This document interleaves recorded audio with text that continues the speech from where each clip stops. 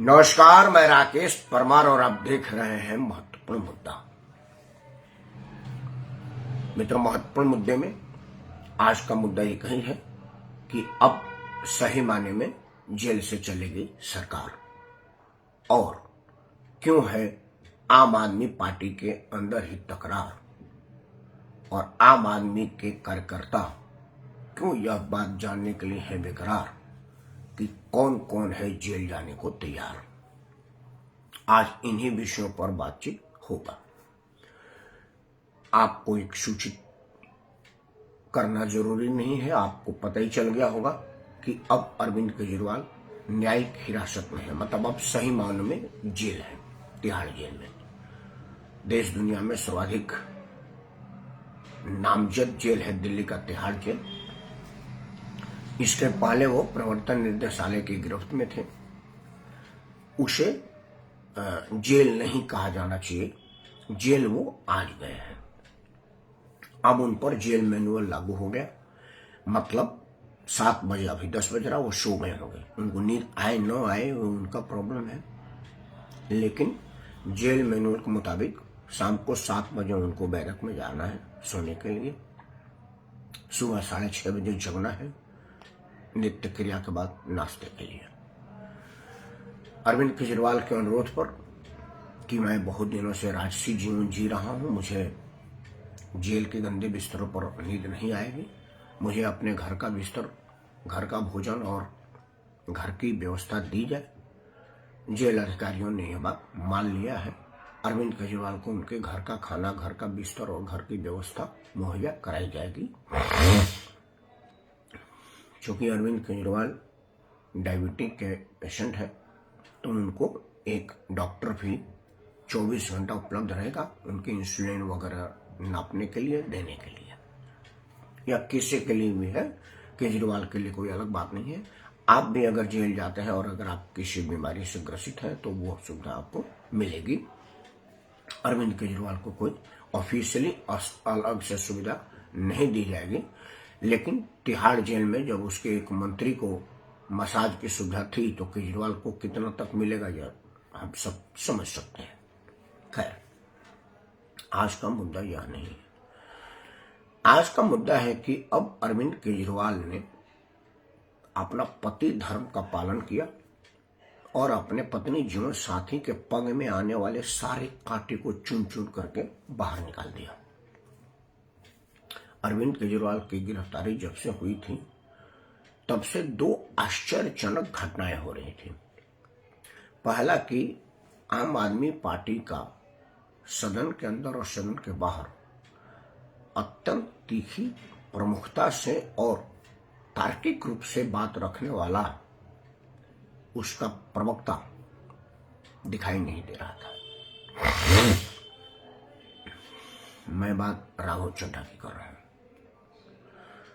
कुछ लोग कह रहे थे कि भाई राघव चड्ढा ने अभिनेत्री परिणीति चोपड़ा से शादी कर लिया है तो अरविंद केजरीवाल का मन खट्टा हो गया है। अरविंद केजरीवाल उसके विषय में कोई और दुल्हन ढूंढ रहा था या ढूंढ चुका था। यह बहुत महत्वपूर्ण नहीं है। लेकिन जब दुनिया भर से अरविंद केजरीवाल को समर्थन मिलने लगा तो अब यह साजिश का हिस्सेदार बनता हुआ राघव चड्ढा सामने आ रहा है। राघव चड्ढा ने एक झूठी बहाना बनाया आंख का, कि आंख का ऑपरेशन करना है, मैं लंदन में हूं। हालांकि वो बात कह करके अरविंद केजरीवाल के अपने बढ़ा चढ़ा करके बोले कामों का ही शिकायत कर रहा है। मतलब अरविंद केजरीवाल ने जो दिल्ली भर में मोहल्ला क्लिनिक खोल करके अपना ढोल अपने पीट रहा था, तो मोहल्ला क्लिनिक में उसके अपने मंत्री, अपने सांसद का इलाज नहीं हो रहा है, तो दिल्ली की जनता का क्या होता होगा। वो इस बात का ही वो कर रहा है। जहां से वो राज्यसभा में है, पंजाब पूरा राज्य है, पूरे पंजाब भर में आम आदमी पार्टी ने ऐसे कोई अस्पताल तैयार नहीं की जहां उसके अपने सांसद का इलाज हो सके। लंदन जाना पड़ा। लेकिन अब जब लंदन जाने का मामला धीरे धीरे समझ में आ रहा है, पहले जर्मनी ने ऑब्जेक्शन किया, फिर अमेरिका ने चिंता जाहिर किया, उसके बाद जब संयुक्त राष्ट्र की तरफ से बयान आया तो लग रहा है कि राघव चड्ढा बाहर क्यों गया है और वहां पर क्या कर रहा है। एक तस्वीर सोशल मीडिया पर वायरल हुई थी जिसमें वो देश की नामी देश विरोधी के साथ खड़ा था। वो महिला है और दुनिया भर में भारत विरोध के लिए प्रचंड है और भारत में विरोध करने वालों के लिए कुछ भी करने मरने को तैयार है। उसके साथ राघव चड्ढा की एक तस्वीर वायरल हुई थी। खैर, आज वो मामला नहीं है। आज दिन भर के टीवी डिबेट में 2-3 बातें छाई रही। 2 चैनल पर मैं भी था। पहला कि राघव चड्ढा विदेश में है, निपट रहे हैं कि निपटाए जा रहे हैं, वो मामला नहीं है। मामला है कि राघव चड्ढा के बाद अगर कोई 2 आदमी बड़ी दमदारी से केजरीवाल का बचाव कर रहा था, पार्टी का पक्ष रख रहा था, वो थी मंत्री मरलेना और सौरभ भारद्वाज। ये दोनों दिल्ली सरकार में मंत्री बनाए गए हैं उनके 2 मंत्रियों के जेल जाने के बाद, मतलब सत्येंद्र जैन और मनीष सिसोदिया। आपको ध्यान होगा कि सत्येंद्र जैन महीनों तक जेल में रहा, उससे मंत्रालय ली नहीं गई थी, वो जेल से ही अपना मंत्रालय चला रहा था।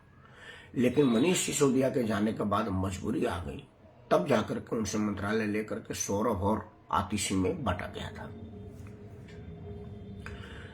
दबे जुबान से हम जैसे राजनीतिक विश्लेषकों को लग रहा था कि अब यह गद्दी आतिशी मरलेना को मिलेगी, क्योंकि आतिशी की मुस्कान ये बता रहा था चैनलों पर। आतिशी जिस मुस्कान से बात कर रही थी, लग रहा था कि इसके भागे छीका टूट गया है। लेकिन मैं एक चैनल पर बड़ा गंभीरता से बोल रहा था कि यह बात अरविंद केजरीवाल होने नहीं देगा, क्योंकि जिस शीश महल में उसने कई करोड़ रुपए का कमोड बनवाया हुआ है, उस पर किसी और को हगने नहीं देगा। उस शीश महल के लिए उतनी बदनामी उसकी देश दुनिया में उसका एक्सपोज हो गया कि यार ये पूरा नौटंकीबाज है। बाहर वो 3 रुपया का रेनॉल्ट पेन लेके घूमता है और अंदर 1.5 करोड़ के कमोड पर पेशाब कर रहा है। ये आदमी पूरा ड्रामेबाज है। राजकीय कार्यक्रम में हवाई चप्पल में आता है और वहां पर 48 लाख रुपए के सोफा पर बैठ करके पालता है। तो यह बात लोगों को लगने लगा था कि यार ये तो बड़ा ड्रामेबाज आदमी है, और वो पूरा वीडियो सामने आया था। ये कोई किसी का कहा हुआ नहीं था कि कोई झूठ बोल दे। इन सब चीजों को बदनामी के बाद वो उस शीश महल में आतिशी को जाने देगा, यह हो नहीं सकता था। दूसरा क्या था कि पार्टी पर वर्चस्व की लड़ाई में कोई और आगे आए, यह कोई राजनेता या नेता का राजनीति में आने वाला आदमी कैसे सोच सकता था। लालू प्रसाद तो अपने अनपढ़ गंवार महिला को मुख्यमंत्री बना दी जो उनकी पत्नी थी। यह तो अरविंद केजरीवाल के बराबर के अधिकारी है। यह भी IRS अफसर है, राजस्व सेवा के अधिकारी है जो अरविंद केजरीवाल है। तो जितना बुद्धि विवेक ज्ञान अरविंद के पास होगा वही इसके पास है। ये तो किसी मामलों में कम नहीं। और जो पिछले कुछ दिनों से उसको वीडियो पर हम लोग देख रहे हैं, तो मैं तो अब कई बार अपने फेसबुक पर ही और यूट्यूब पर भी कह चुका हूं और चैनलों पर भी बोल चुका हूं कि अरविंद केजरीवाल ने गलत किया अपने पत्नी को पीछे रखकर ड्रामे में। तो ये उसकी भी मां है और जिस तरह की ड्रामा यह कर रही है, ये तो इसको तो पहले आ जाना चाहिए। तो खैर, आज घटना हुआ जो समाचारों में आया कि प्रवर्तन निदेशालय ने कोर्ट को बताया कि अरविंद केजरीवाल से पूछताछ में अरविंद केजरीवाल ने ऑब्जेक्शन किया कि जिस विजय नायर की गवाही पर मुझे अंदर किया गया है, उससे मेरा कोई सीधा संपर्क नहीं था। वो सौरभ भारद्वाज और आतिशी मरलेना को रिपोर्ट करते थे। तो जो भी कोई जानकारी या लिंक होगा वो सौरभ और मरलेना के साथ होगा, मेरे साथ नहीं। उसके बाद राघवन का नाम आया। सूत्र बताते हैं या जो पत्रकार लोग उस वक्त रिपोर्टिंग करने के लिए कोर्ट रूम में मौजूद थे, क्योंकि कोर्ट रूम में कैमरा नहीं जाता, वो आंखों देख के हाल रिपोर्ट करते हैं। तो पत्रकारों का कहना था कि यह बात सुनकर के राघवन का नाम और विजय नायर के बयान को सुन करके ये दोनों एक दूसरे के तो देखे और बड़े शॉक्ड हो गए। वहां पर सुनीता केजरीवाल भी बैठी थी और मंद मंद मुस्कुरा रही थी और आतिशी और सौरभ घबरा रहे थे।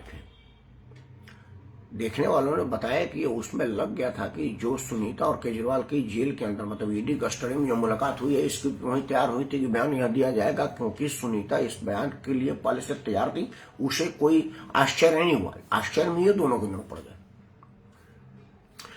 और सूत्र बता रहे हैं जो कोर्ट रूम में थे कि यह जब बयान दर्ज हो रहा था कोर्ट के सामने, अरविंद केजरीवाल ने इस पर कोई ऑब्जेक्शन नहीं किया, जबकि इसके पहले ईडी के हर बयान पर अरविंद केजरीवाल ने कोई ना कोई ऑब्जेक्शन किया है, कोई ना कोई अमेंडमेंट किया है, कोई ना कोई अपनी बात रखा है। यहां तक कि वो एक वकील के रूप में फाइट भी किए हैं प्रवर्तन निदेशालय से भरे अदालत में, वह भी शुद्ध बता रहे हैं। लेकिन इस मामले में उन्होंने कुछ नहीं बोला। अब सवाल है कि जिस वक्त का ये घटना है उस वक्त आतिशी और सौरभ मंत्री नहीं थे, तो वो रिपोर्ट किस बात की करते थे, उनमें क्या रिपोर्टिंग थी, और सौरभ और आतिशी को फंसाने के लिए कहा जा रहा है या यह जान बचाने के लिए कि भाई उस वक्त तो ये सब राजनीति में कार्यकर्ता थे, ठुल्ले थे, तो अरविंद केजरीवाल की पार्टी में ठुल्ला होता है, कार्यकर्ता तो होता नहीं, मंत्री तो वो बनी। तो आखिर ईडी को एक आदमी, ऐसे आदमी का नाम लेने की जरूरत क्या पड़ी जो उस वक्त मंत्री था ही नहीं, फिर यह लेकर के वो क्या कहना चाहता है, यह सब बातें आ रही है और इस पर चर्चा गर्म है, हो रही है। मेरा अपना मानना है कि अरविंद केजरीवाल अपने लोगों को फंसा नहीं रहा है। जो लोग लाइमलाइट में आ रहे हैं, जो लोग यह चीज मतलब प्रभावी होने की स्थिति में है, उनको दरकिनार कर रहा है। सरकार बनाने से पहले, पार्टी गठन करने से पहले उसको लगा कि जो जो लोग इसमें प्रभावी भूमिका निभा सकते हैं और पार्टी को हथिया सकते हैं, उन सबको किनारे कर दिया। आप देखिए, शांति भूषण, प्रशांत भूषण, प्रोफेसर आनंद कुमार विश्वास, यह सब एक एक करके अरविंद केजरीवाल के द्वारा भगाए जा चुके हैं। सबसे अंतिम और सबसे प्रभावशाली शख्सियत जो भागा है वो है जोगिंदर यादव। जोगिंदर यादव, आज तक भोजपुरी के लिए ये सरकार आवाज क्यों नहीं उठाई? हाँ शैलेंद्र जी, मैं इस पर भी चर्चा करूंगा, आज का विषय महत्वपूर्ण है। तो इनमें आशुतोष पत्रकारिता छोड़ करके चुनाव लड़ा था चांदनी चौक से। आशुतोष टीवी में बोल भी सकता था, पढ़ा लिखा आदमी भी था और संपर्क भी था, उसको भी दरकिनार कर दिया। अब ले दे करके नया सिरे में आतिशी और सौरभ बड़ी प्रखरता से अपनी बात को पार्टी में रखते थे और लग रहा था कि ये लोग पार्टी को संभाल लेंगे, अरविंद केजरीवाल की कमी नहीं खलेगी। अरविंद को यही बात खली और बाकी सुनीता केजरीवाल ने जो फाइंडिंग दिया अपने पति को कि ये दोनों लोग बाहर अड़ंगा लगा रहे हैं और ये पार्टी के लिए खतरा बन सकते हैं, तो उसने यह नाम ले लिया। अब देखो, पीएमएलए कोर्ट में मामला क्या है कि आप गिरफ्तार होंगे और आपको जमानत में मुश्किल आएगी, जब तक कोर्ट संतुष्ट नहीं होगा आपको छोड़ेगा नहीं। तो 1-2 साल के लिए अंदर जाएंगे। जैसे मनीष सिसोदिया पिछले होली से ही जेल में है, मतलब साल से ज्यादा हो गया। मनोज तिवारी ने भोजपुरी क्षेत्र और भोजपुरी कला क्षेत्र में आज तक भोजपुरी पर क्यों नहीं बढ़े, ऐसा बताएंगे इस विषय पर। आज का मुद्दा यह नहीं है। आज आप इसी पर प्रश्न करिए, अरविंद केजरीवाल पकड़िए, ईडी और सीबीआई पकड़िए, वो रिलेट करेगा, तब जाकर के ये लोग साफ हो जाएंगे। तब ले दे करके एक राय साहब रह जाएंगे मऊ वाले। राय साहब की शरीर साथ नहीं दे रहा है, बड़ा आदमी तो भी बड़े फाइटर थे, तो वो बहुत ज्यादा कुछ करेंगे नहीं। और वो वैसे भी डीटीसी के घोटाले में उनका नाम अरविंद केजरीवाल अपने रहते डलवा दिया है, वो ऐसे परेशान है, तो शायद वो कुछ नहीं करेंगे। तो अब एक छत्र राज सुनीता केजरीवाल का होगा। मैं अपने कल के वीडियो में कहा था शुरुआत में कि मुझे यह लग रहा है कि अरविंद केजरीवाल गिरफ्तार किया नहीं गया, गिरफ्तार हुआ है, या इसको कहें कि गिरफ्तारी दिया है। वो इसलिए गिरफ्तारी दिया है ताकि गिरफ्तारी की सिंपैथी लहर में सुनीता एस्टेब्लिश हो जाए, क्योंकि ये 6 महीना का कार्यकाल, 11 महीने का कार्यकाल है, जिसमें 3 महीना इधर निकल जाएगा आचार संहिता का और 2 महीना उधर निकल जाएगा। तो 3 2 5 महीने निकल जाएगा और 11 महीने से 5 महीने निकल गया तो कितना बचा? 6 महीना। तो 6 महीने के सरकार के लिए वो सुनीता को एस्टेब्लिश कर देगा और दिल्ली चलाएगी सुनीता, और केंद्र की राजनीति में आने के लिए अरविंद केजरीवाल इसी सिंपैथी को लेकर के देश भर में घूमेगा। और उसकी शुरुआत हो गई।